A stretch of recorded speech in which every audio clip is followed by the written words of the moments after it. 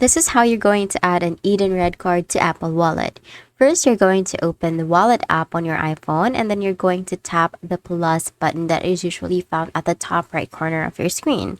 Next, you're going to choose a debit or credit card and then scan your Edenred card or enter the details manually. So this one usually comes up first, so you can choose to add your card manually, or you can also just position it and then scan your card.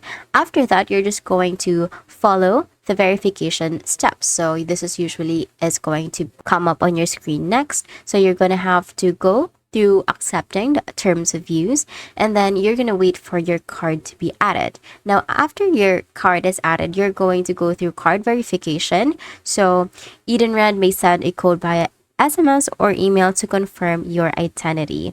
Once verified, your Edenred card will appear in Apple Wallet, ready for contactless payments.